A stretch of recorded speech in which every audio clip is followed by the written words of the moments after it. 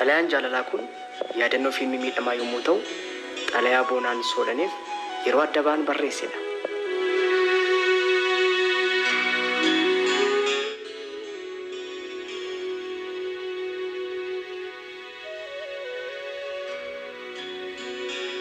Keessi koo affee lamaadha. Dhiphinni rifeensa garaacha koo irratti guftaa'ee cinii horateera. Hanga dheerina dhiphina koo ibsuuf mar'immaan koo hangas hin dheeratu. Keessi koo gammoojjiidha. Rifeensi garaacha koo molachaa jira. Firuun koo shaakittaa'ee kaleen koo naquuqa. Soolanii bara durii Rabbi akkuma Addaamii fi Hewaaniin waliif uume samiif lafas waliin uume. Hewaan jaalallee Addaamii yommuu taatu laftis jaalallee samii turte. Addaamii fi Hewaan godoo tokkotti galanii mataa jaalalaa habbuuqqachaa wal dhungatanii wal haammatanii ijoollee hiddii fakkaattu lafa naqanii addunyaa guutanii. Samii fi lafti garuu jaalallee ta'an iyyuu carraa kana hin arganne. Hanga har'aatti fagoomatti wal ilaalaa hawwiidhaan gubatu. Keessumaa samiin jaalala Addaamii fi Hewaaniin gubbaa taa'ee asii gadi ilaalaa inaaffaadhaan gubata. Ofumaa gubata malee ofii gadi bu'ee jaalallee isaa lafa ofitti qabee haammatee dharraa ba'uu hin danda'u.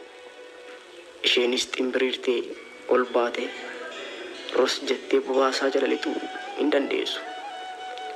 Hawwiidhumaan wal ilaalu. Soolanii adda ba'uu namaadha. Soolii egaa samiin keessumaa yeroo gannaa kan inni guungumee biyya jeequ jaalallee isaa yaadeetudha.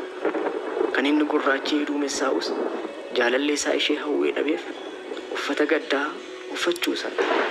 Namoonni garuu bokkaatu roobuuf jedhu malee dhiphina samii hin hubatani. Yeroo samiin guungumee roobutti ka'u namoonni bokkaatu roobe jedhu malee bokkaan imimmaan samiin jaalallee isaaf gadi dhangalaasu ta'uusaa kan hubatu hin jiru. Garuu samiin alangaa balaqqeessaan of waxalaa gadoodee kan inni ba'u kan inni of cuunfu jaalallee isaa ishee isarraa fagoo sanaaf mar'immaan isarraa fameetu. Yeroo samiin ba'u irra darbee cabbii gadi harcaasu ammas namoonni cabbiitu roobe jedhu malee cabbiin ilkaan samii ta'uusaa hin galuufi. Samiin erga jaalallee isaa bara baraan argachuu hin dandeenye barri jireenya isaa gadda malee kolfa hin qabu. Erga ittiin hin kolfine immoo ilkaan isaa ofumaa irra taa'ee homaan godhuufi. Kanaaf ofirraa bubuqqaasee gadi harcaasa. Namootatu cabbii se'e malee cabbiin ilkaan samiiti. Kan jaallatan dhabanii gammadanii kolfuun hin jiru. Addunyaan kun samii isa ifatti gadoodee ba'u hubachuu hin dandeenye. Atis dhugaa koo naa hubachuu hin dandeenye. Inaaftuu fi odeessituutu adda nu baase. Abbaa humnaatu jaalala qulqulluu dhiitee dhangalaase. Gaddi singiggoo laphee natti ta'e. Keessi koo dhoqqaa'eera. Imimmaan maddii koo irratti bo'oo baafate. Gaddi fiixee ija koo irraaf jalaan qabee cuunfe. Nan cuunfama. Nyaarri koo tabba burqituun jalaa yaa'u fakkaata. Imimmaan koo dugda funyaan koo irra gadi lola'a. Afaan koo harkoo imimmaan itti kuusamu taate. Ani lafarra taa'een bo'a. Samiin ammoo fagoo taa'ee lafaan irra taa'eef bo'a. Anas samiis kan hubatu hin jiru.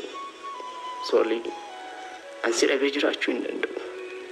Soolii siif lubbuun koo nan marartu. Soolii ergansi dhabee dhiphinni manni na godhatte. Harmee koo ishee duuteen yaade. Ekeraan abbaa koo dhufee natti iyya. Mana cufadhee dukkana keessa suuqameen imimmaan lafa soora. Soolii maalan godha? Dhugaa koo naa hubachuu dadhabde. Soolii dhugaan koo hanga ifa baatutti nan obsa. Soolii sin jaalladha. Nagaatti.